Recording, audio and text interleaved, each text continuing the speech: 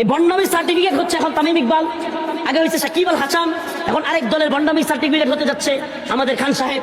এইবার প্রমাণিত হলো যে ক্রিকেটার নামের ফালতু যেগুলো, এই ভণ্ড বদমাশ বাটপার গুলো দেশপ্রেমিক নামের ভণ্ড। দেখেন, আমার এই ক্রিকেট নিয়ে কথা বলা উদ্দেশ্য ছিল না, উদ্দেশ্য হলো গোলাম, উদ্দেশ্য হলো গোলামির বিরুদ্ধে, উদ্দেশ্য হলো কে গোলামির জিঞ্জিরে আবদ্ধ হবে আর কে গোলামি করবে না, কে পিন্ডির গোলামি ছেড়ে দিল্লির দাসত্বে আবদ্ধ হবে, কে দিল্লির দাসত্ব ছেড়ে আমেরিকার দাসত্বে আবদ্ধ হবে। ওই ওদের বিরুদ্ধে হলো আমাদের বক্তব্য।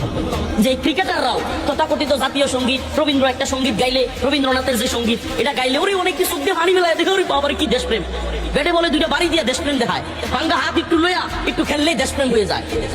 আরে বেটা, দেশপ্রেম এইটার নাম না। দেশপ্রেম কি?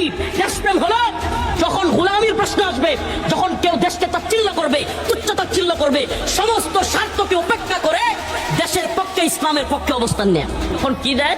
মুস্তাফিজুর রহমানকে ভারতে খেলতে দিতে দেওয়া হবে না। নাম্বার 2, বাংলাদেশের পোশাক পইরা, বাংলাদেশের পতাকাওয়ালা পোশাক পইরা ভারতের স্টেডিয়ামে কেউ গিয়া খেলা দেখতে পারবে না। নাম্বার 3, খেলার লাগিয়া বাংলাদেশের নির্বাচন পিছিয়ে দিতে হবে। তামসা আপনি চিন্তা করতে পারেন।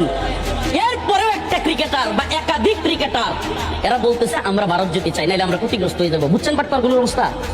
মুস্তাফিজকে না দেখ, দেশের পতাকাওয়ালা জার্সি পরা খেলোয়াড় ওখানে গিয়ে সমর্থন দিতে না পারুক, কিংবা বাংলাদেশের নির্বাচন পিছিয়ে দিয়ে হলেও আমাকে খেলতে হবে কেন? আমার পেট আর পকেটের দাম দরকার।